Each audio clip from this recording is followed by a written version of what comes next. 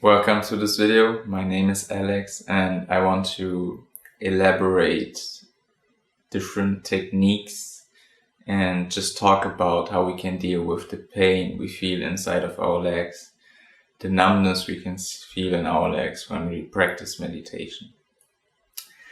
And I have a little Instagram group where I have conversations with my Zen or my meditation teacher and another one of his students, and we kind of initiated or founded the group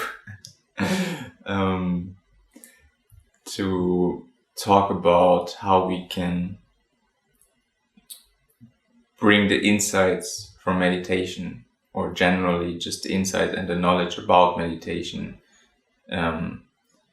to people who are interested in that, or to people we are talking to, or even just for ourselves. And I want to read like a few things from those conversations and overall just explain some stuff in this video. So let me start by a quote from my teacher from those conversations. His name is Z or Z. And you can also find him on Instagram, so I can put his link in the video description. And he said, when your body is conditioned, legs don't fall asleep so easily. So the more we practice meditation, the kind of easier it becomes, or the more we get actually used to the pain and we actually learn to endure it. And then he continues, but still, even after years of practice, they might fall asleep. So as with pain, we are learning to accept the sensation as part of big mind, without pushing it away or narrowing our focus on it. What he's essentially talking about is that when we practice, when we sit down, this pain doesn't really oppose a good meditation practice. Meditation is not inherently like a problem for meditation practice. It's more a very useful thing that we can observe and feel in order to ground ourselves in the present moment, to maybe even feel alive, to be alert. And it's not about losing yourself in the pain, like, oh my god, no, fuck, shit, it hurts so bad. But actually slowly really getting comfortable with the pain. And so we can actually even relax with this pain. But there are also some more practical things we can do than just observing the pain, because after all, we don't want to sit with pain all the time, and that might be very discouraging. So in general, we can of course also sit on a chair to meditate. It's not mandatory to sit in a lotus position or to sit with your legs crossed. And if you're sitting on a chair, that's good, but there are actually some health benefits to the lotus position. And I will just briefly mention like some of them. I found this online from the so-called yoga journal. I think it's just a website. The pose, the lotus position, is said to increase circulation in the lumbar spine, which is like the lower part of our spine. Nourish and tone the abdominal organs, strengthen the ankles and legs, and increase flexibility in the hips, which is also very beneficial and helpful. And I think there are some more benefits to just the lotus position in general. But it actually makes sense to sit in the lotus position and to learn that. But if you want to get there, and if you don't want to feel pain all the time, it might be very good to start sitting on a chair, meditating on a chair, then maybe transitioning to a stool, which is I can pick I can put a picture somewhere here.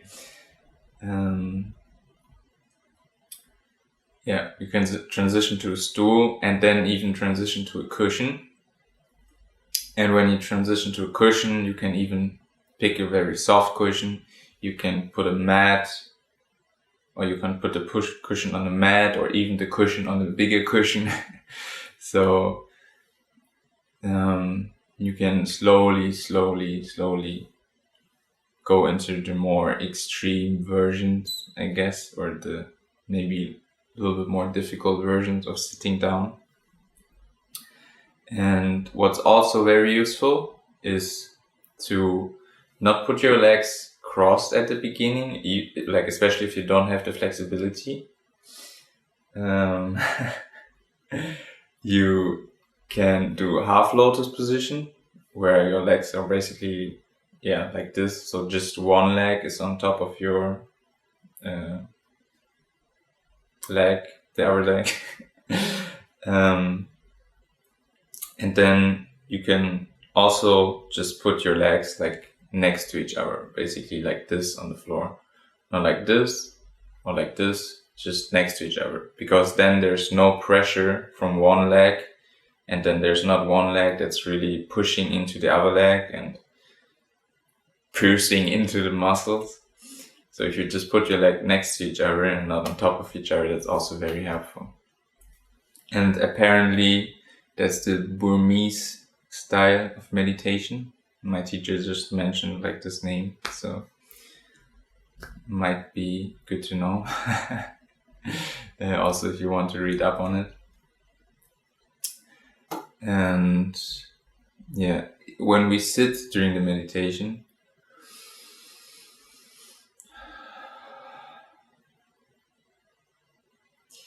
and we feel pain, we can also make slight adjustments, slight body movements to lighten up our bodies or to lessen the tension in our bodies.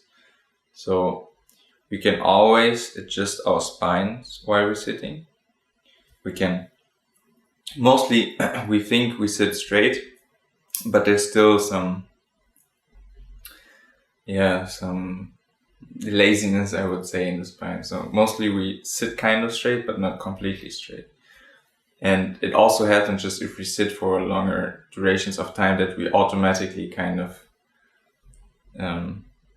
shrink a little bit or start to be less straight with our spine.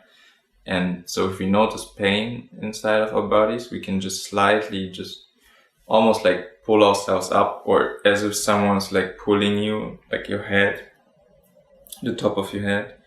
And then just imagine someone pulling the top of your head and then just doing like a slight movement.